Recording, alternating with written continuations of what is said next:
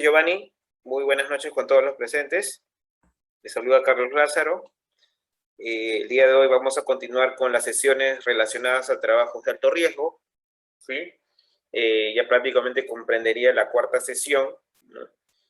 Y para ello, obviamente, tenemos el día de hoy pensado hacer el avance relacionado a los trabajos de alto riesgo que apuntan directamente a lo que corresponde a izaje de cargas.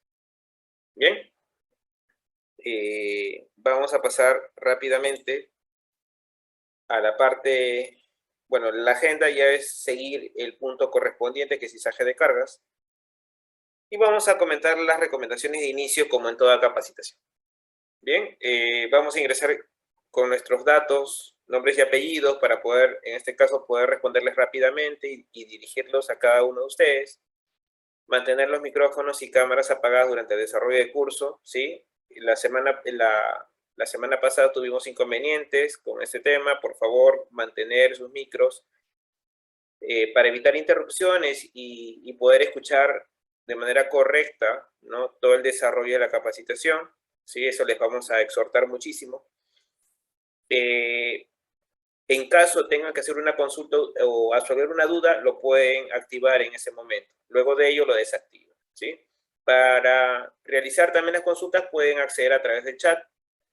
Vamos a estar atentos a las preguntas de ustedes. Y por último, vamos a tener que tener al alcance o a la mano el link de acceso en caso se presente alguna dificultad de conexión. Bien. Entonces, ya conociendo pues estas recomendaciones, nuevamente tomando como referencia las actividades de alto riesgo, ¿no?, ya hemos tocado pues todo lo concerniente, vamos a ir marcando. A ver, permítanme. Vamos a ir viendo todos los trabajos de alto riesgo. Ya hemos hablado de trabajos en altura, ya hemos hablado de trabajos en caliente, ya hemos hablado de excavaciones y zanjas. Por un tema muy específico estamos agregando lo correspondiente a izaje de cargas, que no lo teníamos tampoco complementado. Sin embargo, es necesario revisarlo. En vista a una reestructuración a fin de poder brindarles a todos ustedes un mayor alcance, vamos a también revisar en la parte final, en lo que respecta a todos los módulos relacionados al trabajo de alto riesgo, la inclusión de manipulación de sustancias químicas, trabajos en espacios confinados ya en una parte final, y obviamente incluir la parte de energías peligrosas, y obviamente la que vamos a ver el día de hoy. O sea, prácticamente vamos a ver una totalidad de trabajos de alto riesgo, ¿no?, para que ustedes puedan tener un enfoque íntegro de conocimientos para los trabajos de alto riesgo, ¿no?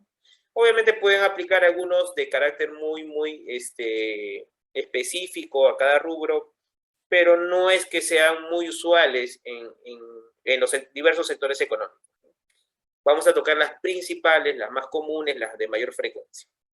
Si por A o B, alguno de ustedes considera que puede tener o aplicar algún tipo de trabajo de alto riesgo, ¿sí?, que no esté contemplado, por favor me informa y podemos dar algún alcance mayor.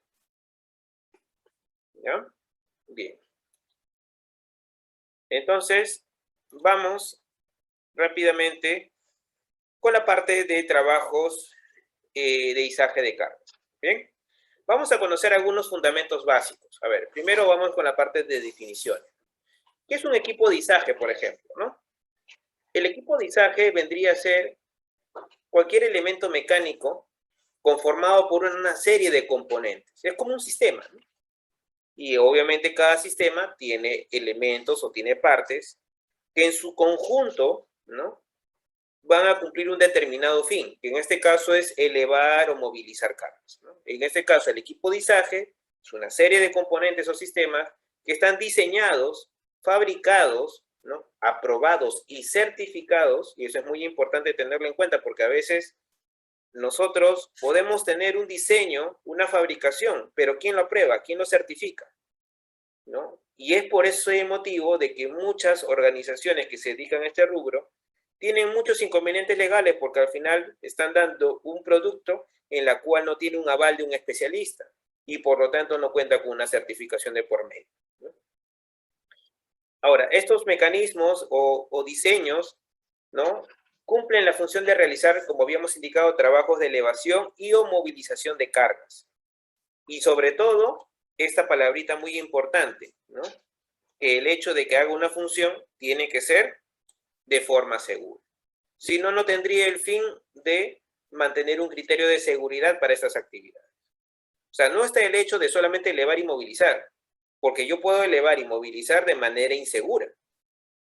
Que la carga en este caso pueda estar en movimiento, que la carga pueda en este caso estar en un movimiento tipo péndulo que pueda estar ocasionando posibles golpes o de repente impactos a personas o a materiales o inmuebles, ¿no?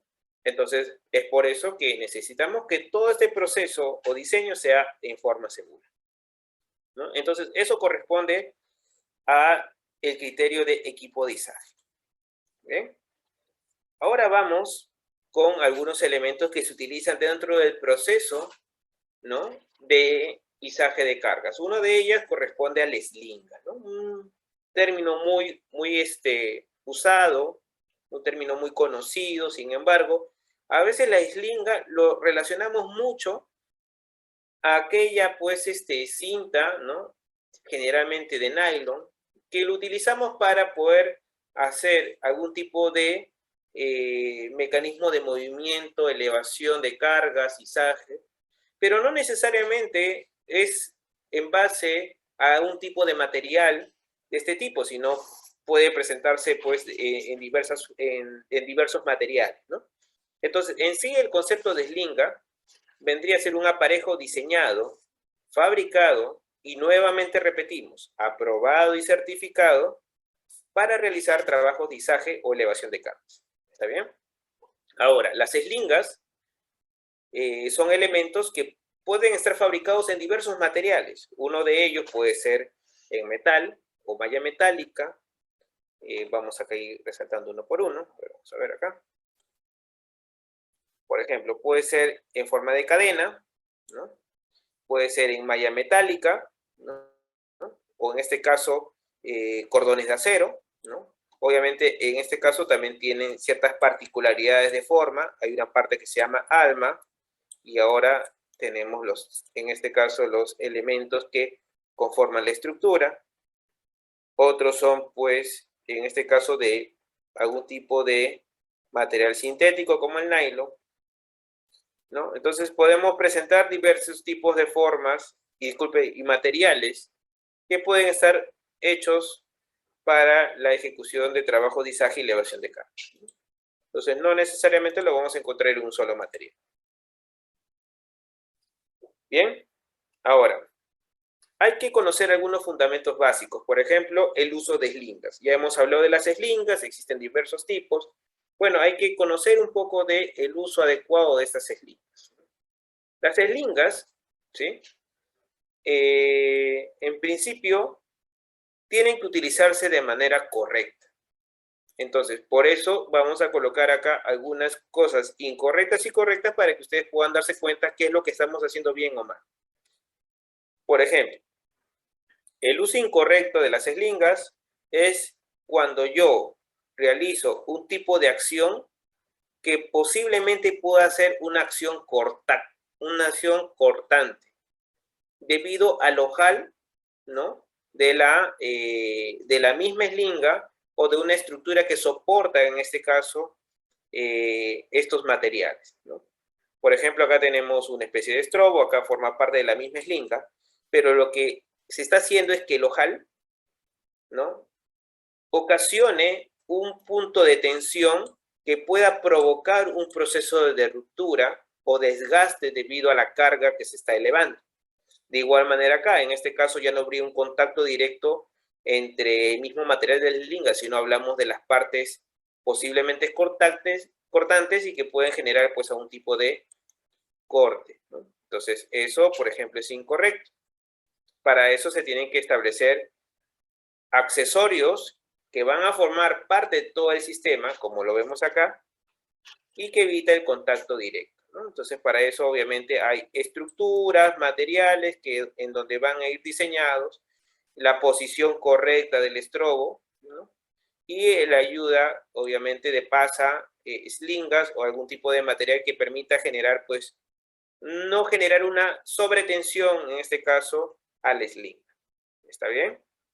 No hay puntos cortantes, por lo tanto, se hace un proceso de izaje seguro, ¿no? Por ejemplo, en el caso de slingas de cable de alambre con abrazaderas, tienen que hacerse un proceso de ajuste eficiente. Por ejemplo, acá vemos solamente un nudo y un aseguramiento, lo cual puede generar algún tipo de ruptura o desfase y obviamente tenemos una carga suspendida que puede caer en cualquier momento.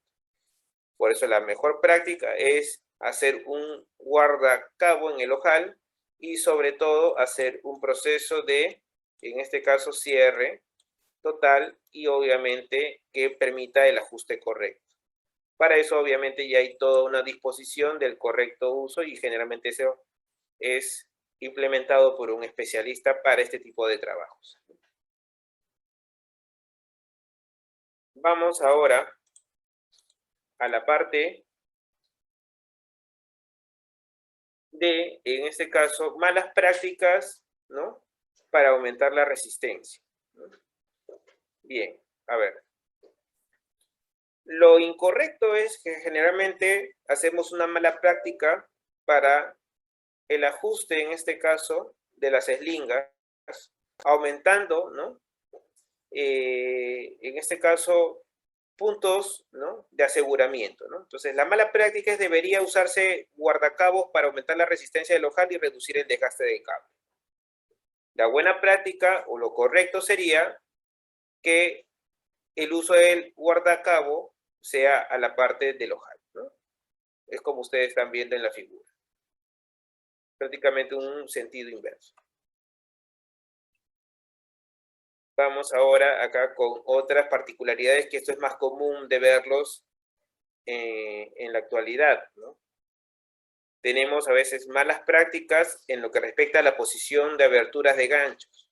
Ahora que, bueno, esta parte se ha visto un poco disminuida porque en este caso ya contamos con ganchos con seguros, ¿no? O en este caso dobles seguros que permiten en este caso cualquier tipo de abertura pueda proceder a un deslizamiento y caída o desfase del mismo gancho, ¿no?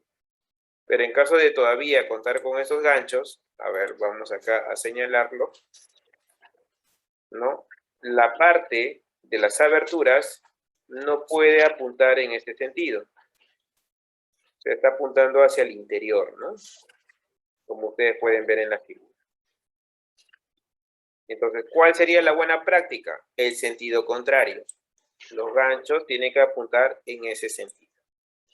Por el mismo hecho de generar tensión, ¿no? Y cuando se disminuye la tensión, obviamente esto, lo único que se va a hacer es mantenerse en forma. En cambio, lo otro es que esto se desfase, generando, obviamente, la caída de uno de los lados, ¿no? O inclinación, o incluso la caída total del material, que se está, en este caso, izando.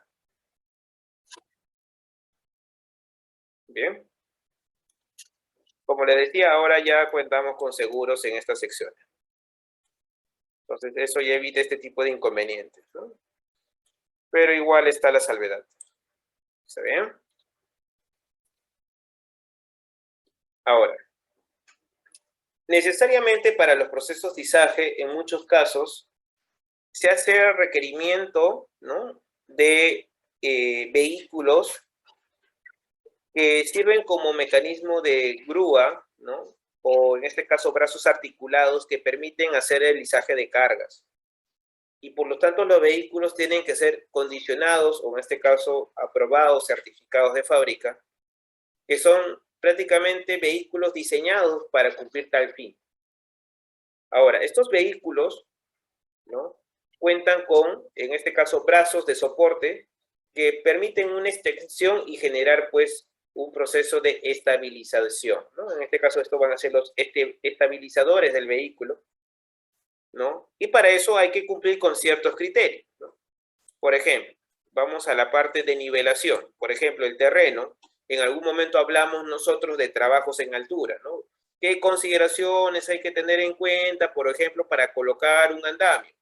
El lugar, ¿no?, donde vamos a colocar el andamio tiene que estar nivelado, porque de lo contrario vamos a generar pues una especie de inestabilidad. Y al generar inestabilidad, prácticamente la estructura puede ceder. Entonces yo no puedo colocar, ¿no?, el estabilizador en una zona irregular o inclinada, ¿no? Por eso lo contrario sería hacer esto, ¿no? Por eso es donde yo voy a colocar, tengo que previamente hacer una verificación del lugar y que puede presentarse en irregularidades que pueden impedir el trabajo. Por lo tanto, tengo que hacer una reubicación de la unidad. En algunos casos el terreno no se puede presentar con cierta, en este caso, compactación o nivelación. Entonces hay que afirmarlo o de lo contrario utilizar, como habíamos indicado en algún momento, planchas de madera, ¿no?, con un espesor por lo menos de 1 a 2 pulgadas.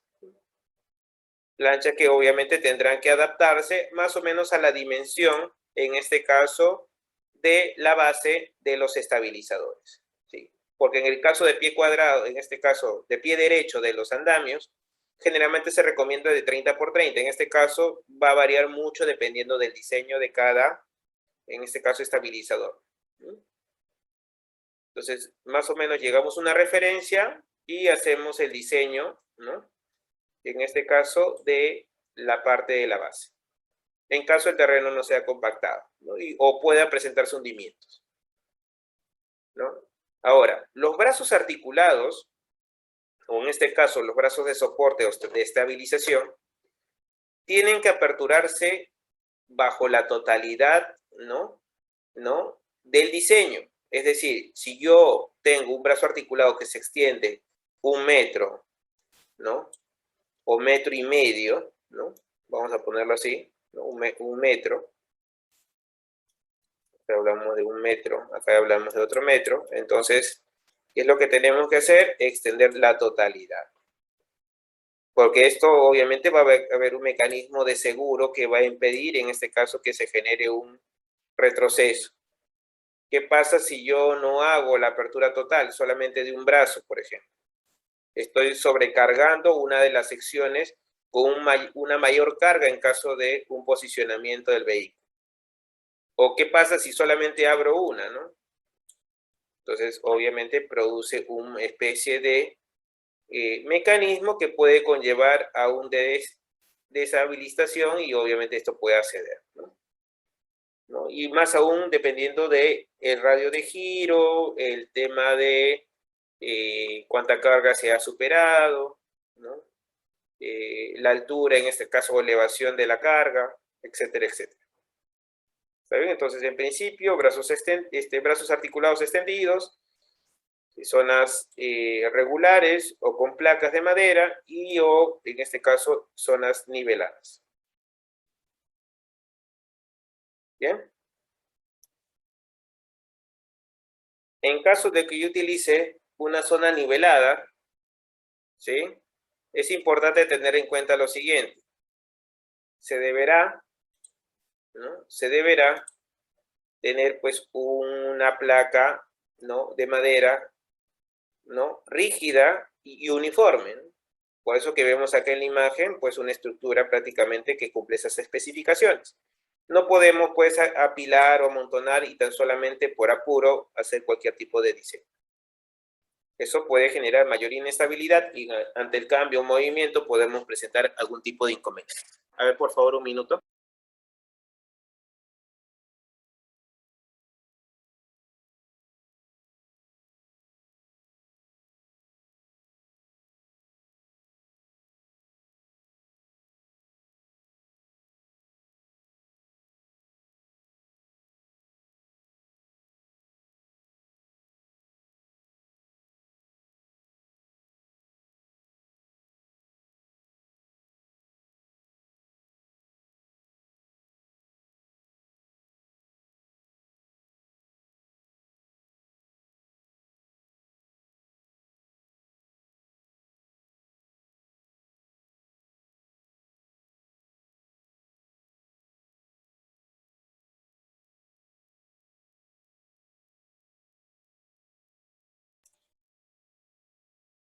Bien.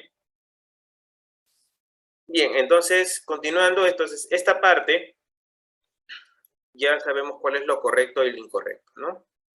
Se debe ampliar, por eso, el reparto de carga aumentando la superficie de apoyo, ¿no? Si es que vemos terrenos inestables o de alguna otra manera, ¿no? Terrenos que puedan presentar hundimiento, ¿no? Entonces, el entablonado tiene que ser uniforme, rígido y compactado. O sea, no desmoronado como los vemos en la otra imagen, ¿no? Y apuntando a pequeños trozos que al final va a generar mayor inestabilidad. Bien. Ahora, en algunos casos, cuando nosotros realizamos procesos de izaje, ¿no? Se pueden presentar, pues, de que estas eslingas, ¿no? Requieran, pues, de un posible contacto en ciertos puntos, ¿no? De bordes filosos, ¿no? Que pueden ser, en este caso, zonas metálicas, de concreto, ¿no? ¿No? Que previamente ya se encuentran ubicados, pero el mismo proceso de carga hace de que pase por estos bordes, ¿no? Ahora, ¿no? Lo usual es que, obviamente, estos bordes cuenten con un recubrimiento. Y este recubrimiento puede ser de diversos tipos, ¿no? Lo importante es que nosotros tenemos que garantizar de que, en este caso, la eslinga que se va a utilizar pueda tener, pues, una zona libre de posibilidad de corte. Entonces, para ello, obviamente, ¿qué es lo que usualmente utilizan? Pues colocan ciertas franelas resistentes o incluso pequeñas placas, en este caso de nylon, ¿no? Cuerina, ¿no? O incluso hay ciertos accesorios, ¿no? Para este tipo de metal que permiten tener una base rígida de acero que permite dar una cierta redondez o curvatura frente, ¿no? A este tipo de inconvenientes. Para eso, obviamente, hay que hacer la instalación respectiva, ¿no? Para que pueda pasar correctamente las lingas y evitar tener, pues, esos puntos de tensión que posiblemente más adelante puedan ser fatales o pueda generar la ruptura de estas lingas, ¿no? Y que obviamente esto conlleve a la caída de las cargas que puedan estar izándose, ¿no? O desplazándose. Y esto hablamos en diferentes ángulos, ¿no? ¿Sí? Porque lo más usual es que cuando nosotros de repente estamos jalando una eslinga, ¿qué es lo que suceda? ¿No? Prácticamente hay ciertos puntos de contacto. Entonces, en esos puntos de contacto hay que hacer la instalación de este tipo de protecciones. ¿Bien? Ahora, en el caso de la colocación de grapas, ¿sí? Es importante tener en cuenta la uniformidad, ¿no? Y cuando hablamos de uniformidad, hablamos de que estas grapas, en lo posible, tienen que tener una adecuada instalación, ¿no? Primero, a ver, vamos acá a mencionar la diferencia, ¿no? Por ejemplo, acá las grapas tienen una posición de ingreso y salida, ¿no? Es como un perro. Ahora, la parte de ingreso, la parte de la cabecita, se encuentra en esta sección, en esta imagen, y la parte de salida es aquí. Pero, ¿qué pasaría si en la parte de salida, ¿no? Coincide con la parte de la extensión, en este caso de la sling, ¿no? Entonces, posiblemente pueda provocar que por esta parte del filo no contemplado como una continuidad, esto pueda en algún momento ceder, ¿no? Por este motivo, se recomienda hacer un proceso de aseguramiento donde la parte final coincida con la sección terminal. Y obviamente esta sección terminal tiene que tener un correcto, pues, corte, ¿no? Para que evitemos de alguna u otra manera que se deshilache, se presente algún inconveniente y esto pueda desfasarse uno por uno. En el caso, por ejemplo, del uso adecuado de grapas sobre cada línea de trabajo, ¿no? Va a depender mucho de la distribución adecuada, ¿no? En este caso de la eslinga junto con otra. ¿Está bien? Para eso, obviamente, vemos un mayor aseguramiento a comparación de otro, ¿no? Y esto va a depender también, ¿no?, del soporte que nosotros queramos dar.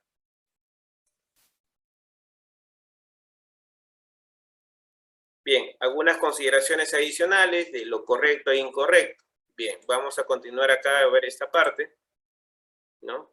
Por ejemplo, la ubicación, ¿no? Nosotros tenemos ahí un estrobo en esta sección, obviamente soportado al nivel de un gancho, ¿no? Y hay una adecuada distribución de las líneas, ¿no?, a través del ojal, ¿no? Pero, por ejemplo, si nosotros cambiamos de dirección, ¿no? Cambiamos de dirección, miren, por ejemplo, acá hay dos cordones, acá solamente hay uno, entonces la línea de tensión se hace presente en este punto, ocasionando posiblemente la ruptura. Y obviamente la carga obviamente cada extremo va a radicar en esta sección. En cambio acá la carga se va a ir distribuida en dos puntos. Por ejemplo, también tenemos acá una imagen de lo incorrecto y correcto. Por ejemplo, a veces colocamos la cadena o eslinga tipo cadena y lo insertamos solamente en una parte de la sección o lo hacemos en los bordes, ¿no? No están incrustados en la sección correcta, que es la parte interior. Por eso les decía que actualmente ya contamos con seguros en esta sección, pero casi en su mayoría son equipos antiguos, quizás no lo puedan tener. Por eso, ante ello, ¿no?, es necesario implementar el proceso de seguro y que el descanso de las eslingas sea en el interior del gancho. Creo que es por lógica lo correcto, ¿no? Pero les comento porque sucede en el trabajo. Se dan estas situaciones. El personal a veces por el apuro obvia estos procesos, obvia estos criterios, no observa con mucho detalle el proceso, no hace la validación y obviamente se dan las circunstancias que actualmente pues, pueden generar accidentes mortales. Bien, acá tenemos, por ejemplo, ¿no?, la inserción, en este caso, de una eslinga, con el apoyo de un estrobo y obviamente un gancho, ¿no?, y hay una carga uniforme. Pero, ¿qué pasa si, obviamente, yo hago la inserción, ¿no?, al revés? Es decir, por ejemplo, ¿no?, tengo el estrobo, pero en posición invertida, incluso va a ocasionar de que en algún momento genere una inestabilidad en su posición, ¿no?, conllevando, incluso por el mal aseguramiento de esta sección, a que la carga, pues, genere un proceso de péndulo, ¿no? Y esto provocaría, pues, una inestabilidad en el proceso de izaje, ¿no? Entonces, prácticamente estamos utilizando los mismos materiales, solamente que hay que utilizarlos correctamente, no en sentido invertido, no en sentido inclinado, como lo veamos visto en las otras imágenes, como lo vemos aquí y en la parte baja. Entonces, va a importar la posición del estrobo en relación al gancho, ¿no? ¿Está bien? Nuevamente acá tenemos un gancho, tenemos un seguro, hay zonas correctas porque tienen en este caso aseguramiento. El seguro no puede entrar en contacto con algún tipo de material, como lo vemos en este lado.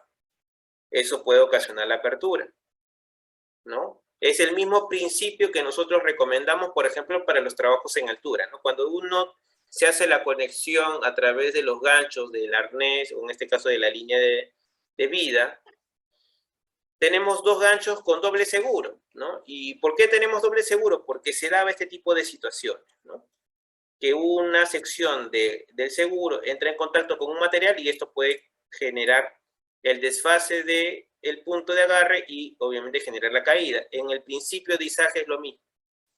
Pero actualmente no es que contamos pues con doble seguro para este tipo de ganchos. Si lo hay, genial. Pero principalmente o no tienen o tienen a lo mucho.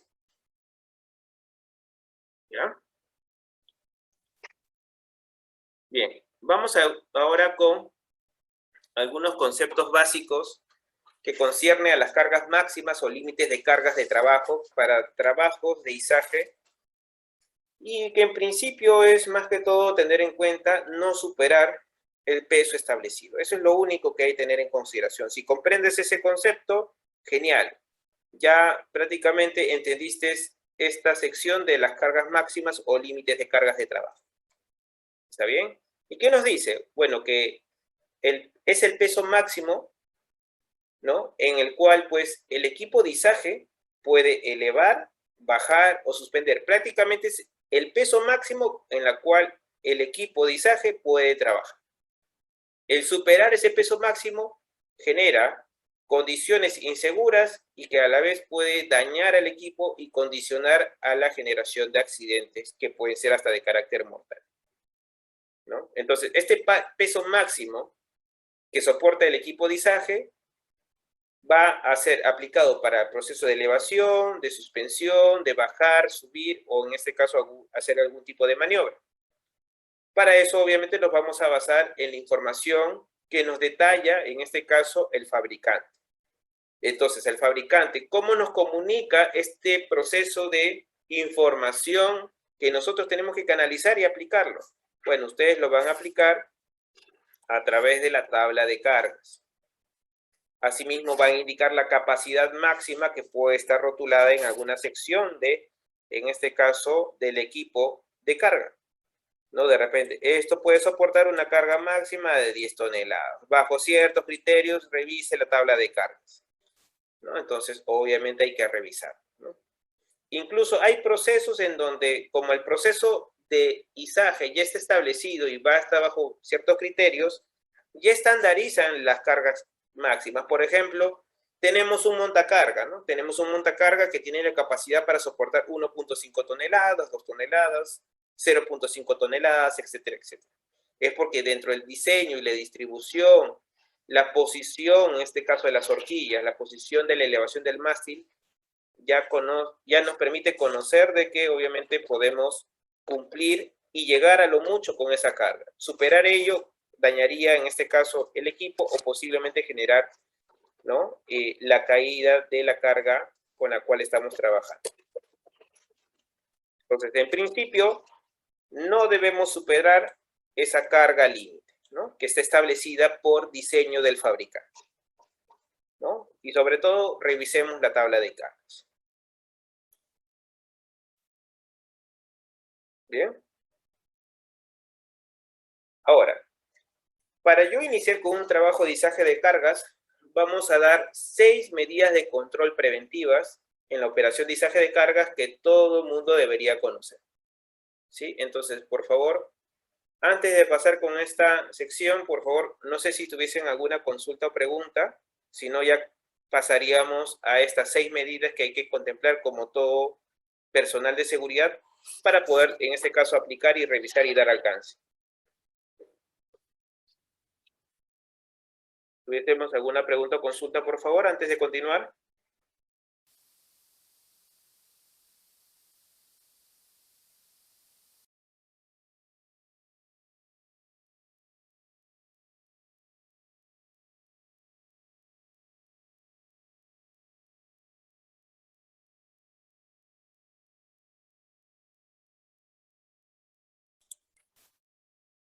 Bien.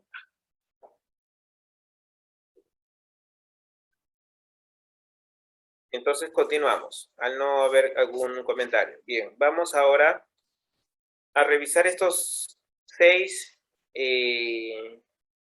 pasos o 6 medidas que hay que contemplar, ¿no? Para todo proceso de izaje. Bien, vamos con el punto 1, que es el proceso de inspección. Entonces, para la primera etapa de las medidas de control o medida preventiva en la operación de izaje de cargas, ¿no?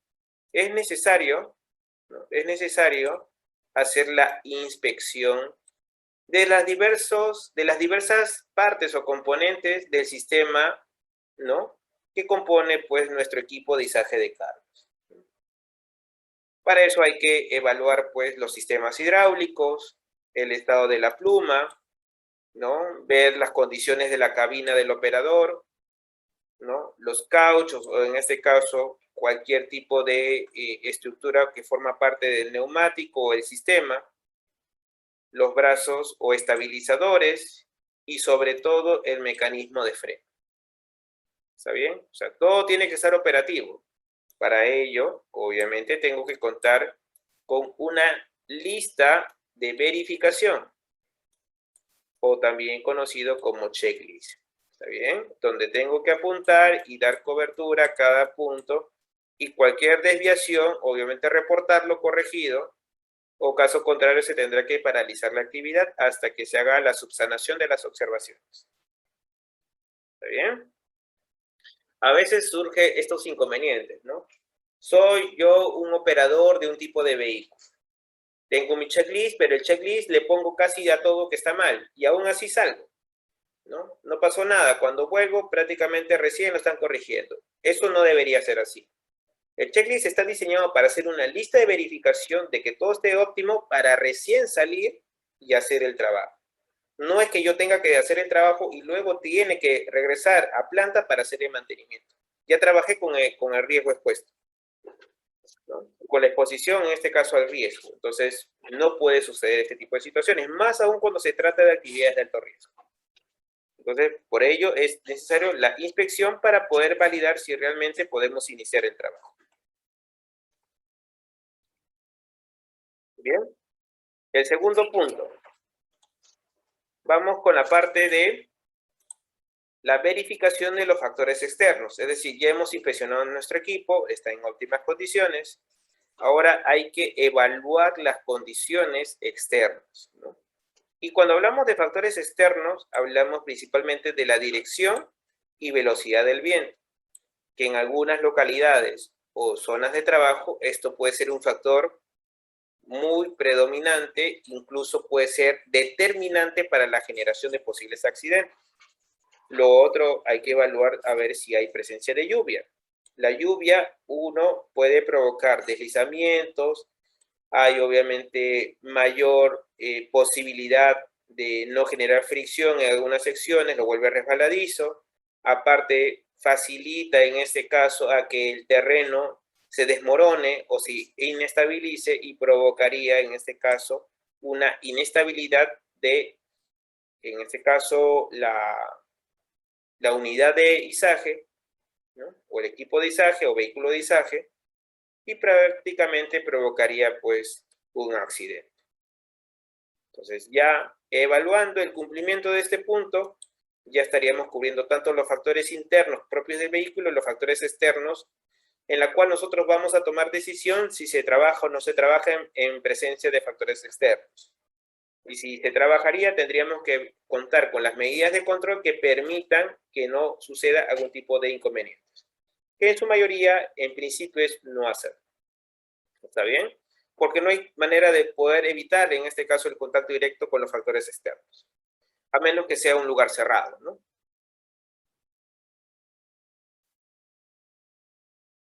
A continuación, tenemos el tercer punto correspondiente a las medidas de control, que es lo que corresponde a mantener las distancias de maniobra. La distancia de maniobra es un criterio que va a permitir cumplir varios factores. Por ejemplo, las distancias de maniobra referentes a las líneas de tensión eléctrica o puntos de posibles contactos eléctricos. Recuerden que en el caso de líneas de tensión no necesita un contacto directo porque puede darse, en este caso, el traspaso de energía por inducción, si es que hay cierta cercanía y va a depender de la intensidad. Más aún si no hay recubrimientos o aislamientos en las zonas de tensión.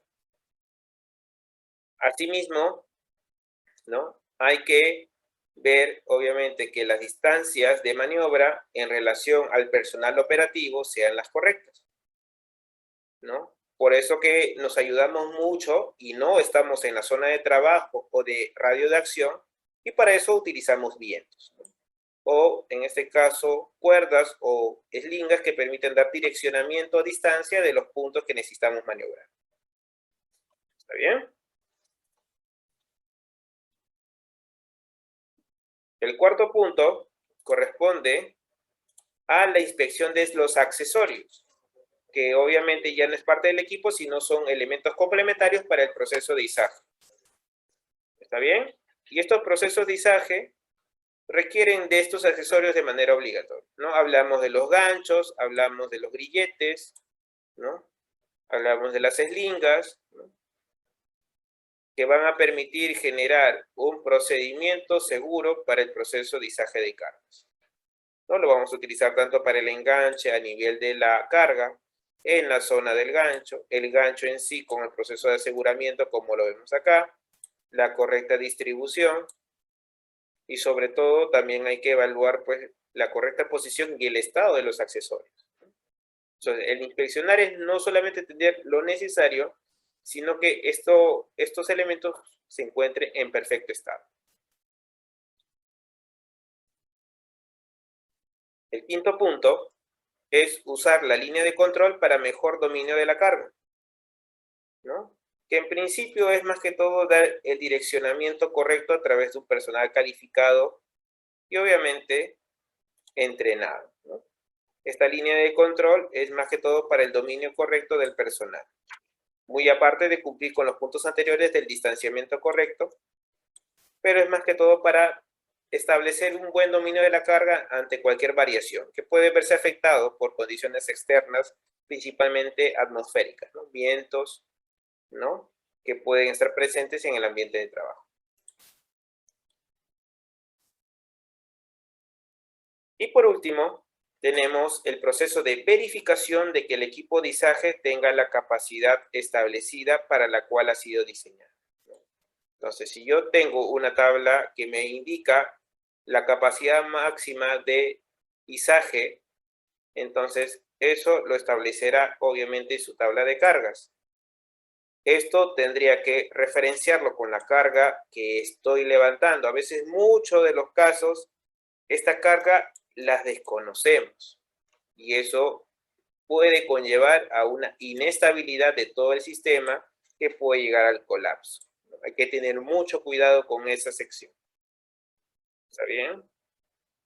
Para eso, obviamente, nos vamos a ayudar con los estabilizadores, ¿no? ¿Bien?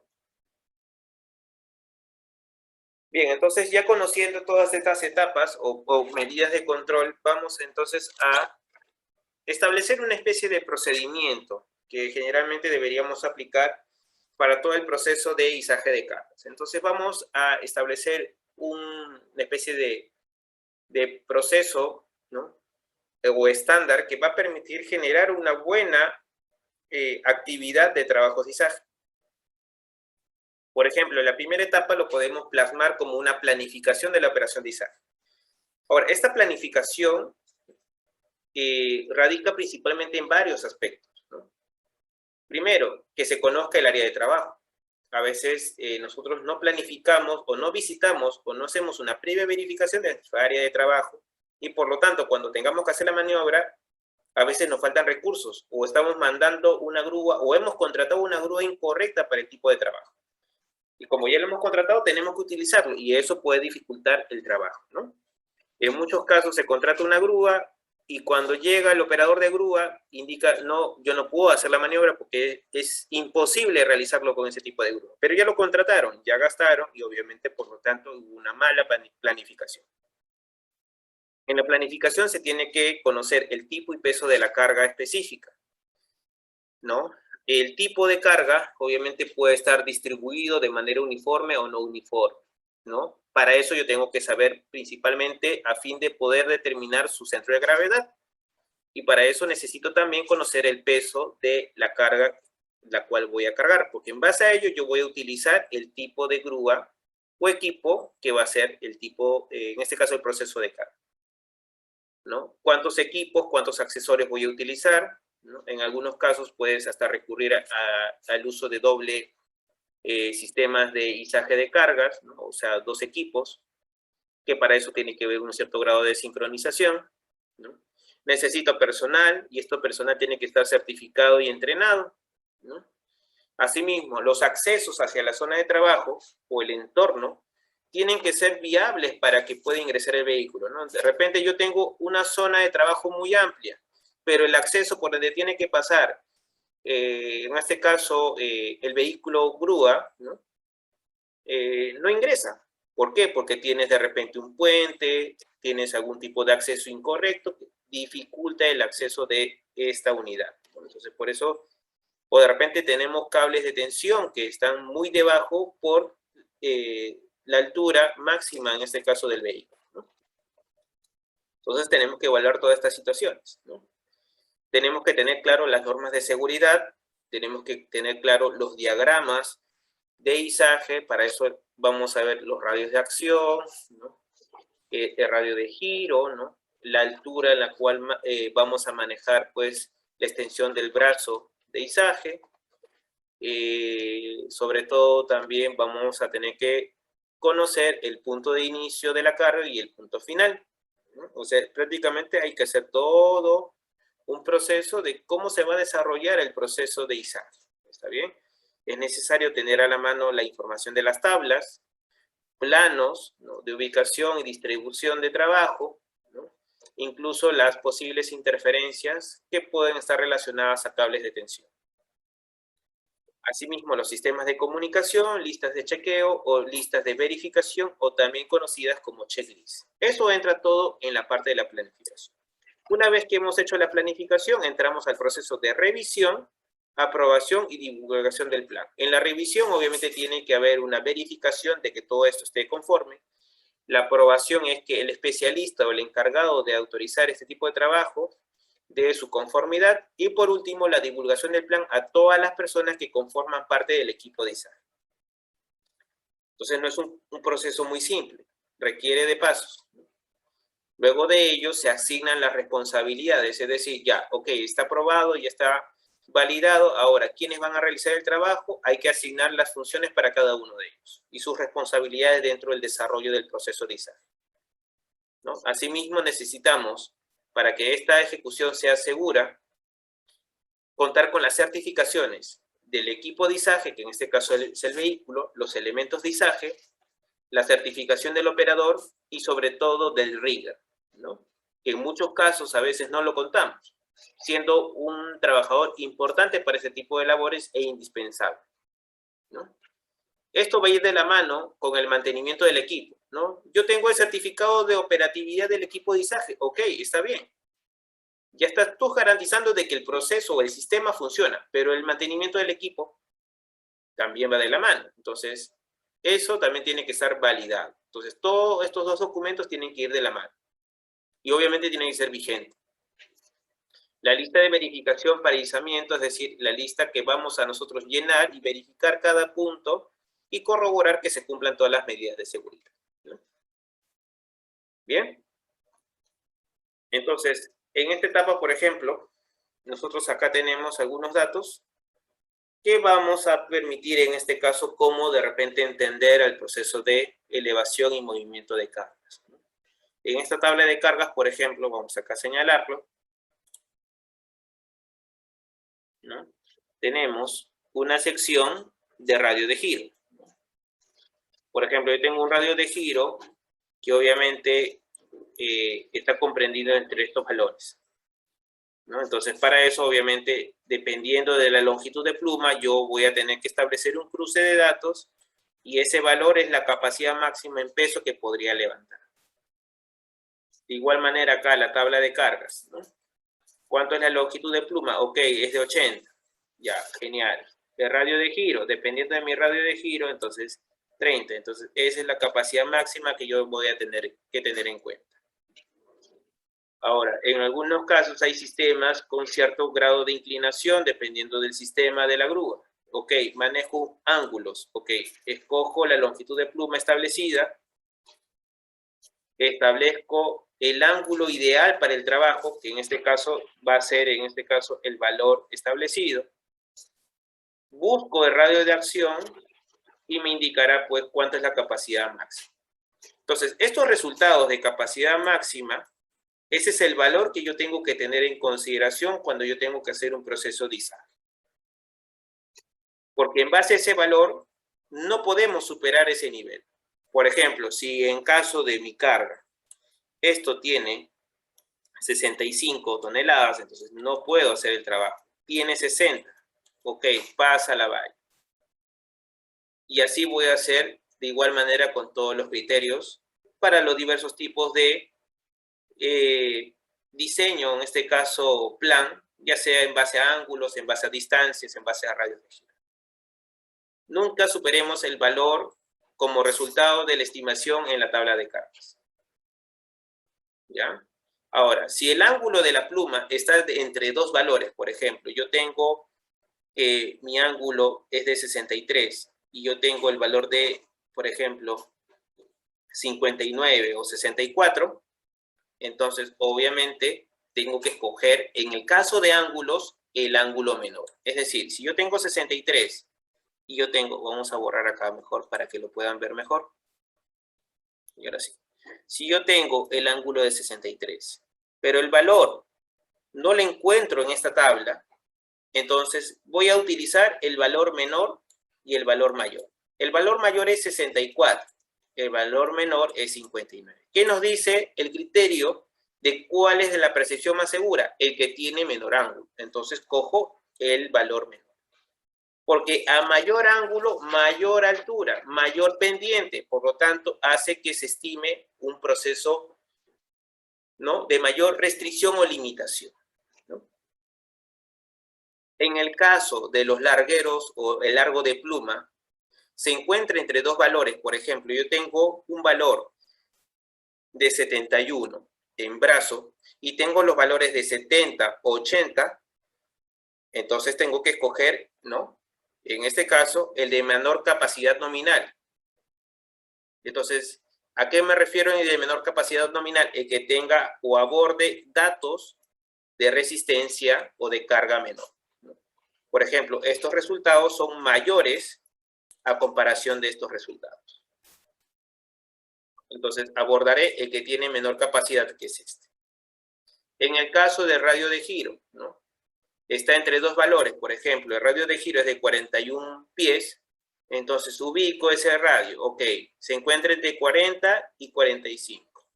¿Qué me dice? Que en caso de presentarse este tipo de situaciones, utilice el de mayor radio. ¿Por qué? Porque eso es lo que voy a posiblemente contemplar ante una situación mayor. Porque yo, ¿cómo puedo garantizar de que efectivamente hay 41 metros? Quizás puede ser un poquito más o menos. Entonces, considero un factor mayor, el de mayor dato. Y en base a ello también hago el cálculo, ¿no?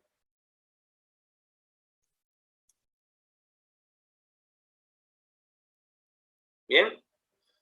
Riesgos asociados a las operaciones de izaje, bueno, contacto con líneas eléctricas, fallas estructurales, las caídas de las mismas cargas por malos manejos, caída de presión hidráulica, vuelcos de equipo, choques con objetos móviles y otro tipo de riesgos asociados, ¿no? Asimismo, algunas consideraciones generales, ¿no? Las grúas serán operadas únicamente por personal autorizado, ¿no? Tienen que tener tablas de cargas, ¿no? Está prohibido levantar cargas superiores a las máximas permitidas en la tabla, ya habíamos indicado el porqué, ¿no? Y antes de entrar a áreas operacionales congestionadas o de poca altura, deben evaluarse las limitaciones. Por eso que el plan indica evaluación del entorno de trabajo. Siempre toda, en este caso grúa, deberá contar con un extintor, ¿no?, contra incendios, ¿no?, alojada en su estructura, ¿no?, que permita, pues, generar algún tipo de respuesta ante un posible amago. No se utilizarán, o no se deberá usar grúas en lugares cerrados sin ventilación adecuada debido a la generación de monóxido de carbono.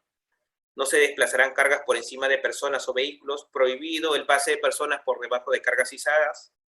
Eso, por favor, para todo tipo de cargas, sin importar la cantidad en peso, ¿sí? Sin importar el tipo de trabajo de izaje, todas contemplan a que prohibido el pase de personas, ¿sí? Y eso no lo vemos muy seguido. Incluso hasta en los almacenes tenemos, por ejemplo, solamente el uso de montacargas, personal pasando por debajo, ¿no? O de repente mirando a dónde va a enganchar, ¿no? ¿Ya? No se deberán empalmar cadenas, insertando un perno entre los eslabones, eso fue en lo que respecta a eslingas. Las eslingas metálicas no deben almacenarse sobre el piso porque obviamente puede dañarse, ¿no? Debe colocarse sobre soportes adecuados, es decir, colgados.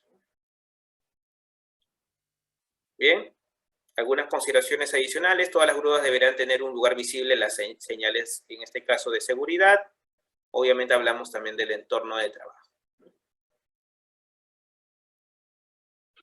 Bien, entonces vamos a la parte final que va a corresponder necesariamente a un proceso de inspección, ¿no? El proceso de inspección es evitar, pues, tener este tipo de observaciones, ¿no? Si usted tiene un cable rizado, en la cual es sometido a cierta carga, ¿no? Y las hebras prácticamente están completamente desalineadas o desfasadas, hay que rechazar ese tipo de slinga. Ahora, en el caso de los procesos de soldadura o trabajos en caliente, con el uso, en este caso, de slingas en la zona, pueden también verse afectadas. Entonces, existe un cambio de coloración, que puede ser azul o café en la área de posible sospecha de daño por soldadura, o daños por temperaturas, o en este caso, fuentes de calor, ¿no? Existe escoria de soldadura en 5 o más grupos de alambre, también hay que descartar, ¿no? Puede verse afectado y ya en algún momento puede romperse. Abrasiones, ¿no? Están los alambres externos, están desgastados, que no se puede introducir fácilmente un cuchillo entre 2 alambres adyacentes, entonces hay que también rechazar, ¿no? Corrosión, oxidación, proceso de rechazo, ¿no? Ya, si existe ruptura, creo que está de más comentarlo, ya hablamos de el rechazo también correspondiente a ello. Torceduras, rizos, distorsiones. Si las hebras están externamente dobladas hacia el núcleo, similar a un cartón que ha sido doblado, también proceso de rechazo, ¿no? Si existe una argolla que presenta rajaduras o fracturas, en este caso estas secciones extremas de la slinga, también hay que rechazarlas, ¿no? Si existe algún rastro de soldadura en la superficie de la argolla, con mucha más razón. Deterioro, burbujeo, zonas quemadas, posibilidad de rechazo también, ¿no? Y esto se debe principalmente a trabajos en caliente o en contacto con superficies a altas temperaturas, ¿no? Que han dañado, en este caso, el material. Decoloraciones, desgaste, ¿no? Las fibras prácticamente están totalmente raspadas, obviamente con mucha mayor razón. Acá vemos pues muchas características que a veces vemos en la actualidad y a pesar de eso todavía seguimos trabajando, ¿no? Las infecciones de los elementos de izaje también no queda de lado. También hay que hacer una revisión, más aún si presentan oxidación o desgaste o corrosión. Hay que evaluar el correcto estado, si no hay deformaciones. Hay que hacer una correcta posición, en este caso, de las estructuras, ¿no? Los tipos de enganche, por ejemplo, es un tipo de izaje en forma de cesta, con 2 puntos, ¿no?, de conexión. Este es uno de enlace, ¿no? Acá tenemos, por ejemplo, las señales de mando para los procesos a ser realizados por el rigger. Por eso es importante que el rigger esté presente en este tipo de maniobras, sino cómo hacemos las señales de direccionamiento, ¿no? Acá tenemos otras. Y acá tenemos un accidente producto de la mala planificación, el mal manejo de los criterios de seguridad, ¿no? Por ejemplo, a las 7 de la mañana un operador, ¿no?, posiciona la grúa para retirar pues ciertas estructuras del techo de una subestación, ¿no? Entonces, cuando vamos al proceso de investigación, ¿no?, nos damos con la sorpresa de que hay ciertas falencias, ¿no? Entonces, hay que buscar estas falencias. ¿Qué es lo que pasó con esta grúa, ¿no? ¿Qué es lo que permitió el colapso del mismo, ¿no? Solamente se recibió la llamada indicando de que hay una operación con la grúa en la cual pues generó un accidente, ¿no? Entonces nos damos con la sorpresa de que nunca los estabilizadores fueron, ¿no?, extendidos en su totalidad, ¿no? Prácticamente incluso quedaron ahí estancados, ¿no?, o de repente solo una de los brazos. Primer factor erróneo. Ya habíamos indicado uno de esos criterios. ¿Qué más? ¿No? Por ejemplo, ¿no?, hacemos una actividad de operación de grúa, pero esto hizo un giro, ¿no?, en la cual involucró un ángulo mayor a 90 grados. Y para eso nosotros tenemos que evaluar, en este caso, el tipo de maniobra que vamos a realizar. Porque hacer un determinado giro, y también hay que ver la velocidad en la cual lo hacemos, puede provocar la inestabilidad de la estructura. Si yo voy a hacer un giro de 90 grados, mejor lo hago por etapas. Hago un radio de giro de 30, descanso, posiciono, otro radio de giro de 30, descanso, posiciono y de 30. Entonces así completo el ángulo de 90 grados, en vez de ser un trabajo completo que puede provocar la caída y desfase e inestabilidad de la estructura, ¿no? Es más tedioso, es más de mayor extensión en tiempo, sí, pero es necesario hacerlo. Acá vemos una inestabilidad, producto de ese balance, producto de ese giro, ¿no?, pronunciado, ¿no? Y obviamente vieron personas afectadas, ¿no? Miren los soportes, los estabilizadores, ¿dónde se encontraban? Nunca fueron, ¿no?, extendidos, ¿no? Incorrecto, ¿no? Bien, prácticamente los 4 puntos, sin extensión, y esto provocó la inestabilidad, obviamente, de la grúa, ¿no? Ya de qué sirve hacer una paralización de trabajo si ya tenemos fallecidos, ¿no? Accidentes que pudieron evitarse considerando una parte teórica y obviamente la lista de verificación y una adecuada planificación. ¿Cuánto nos toma hacerlo? Nos toma de repente media hora, 1 hora, 45 minutos hacer la validación total. Eso puede representar un gasto en la mano de obra, o en este caso las horas de trabajo del personal, pero si lo compensamos con las pérdidas o daños producto de los accidentes, obviamente creo que preferimos hacer una previa validación, ¿no? Más aún si hay muertes, más aún si hay daños materiales y de todo tipo. Bien. En este caso murieron 2 trabajadores, ¿no? Valores que son prácticamente indeterminados en costos, son vidas, ¿no? Pero para una empresa resulta prácticamente desastroso que ocurran este tipo de situaciones. Bien, ya vimos cómo quedan los cascos, ya imaginemos cómo quedaron las personas. Bien, entonces por eso, como recordatorio final, dato importante, las tablas de cargas hay que evaluar, hay que revisar y sobre todo seguir los lineamientos que hemos comentado el día de hoy. Bien, entonces eso sería todo por mi parte. No sé si tuviésemos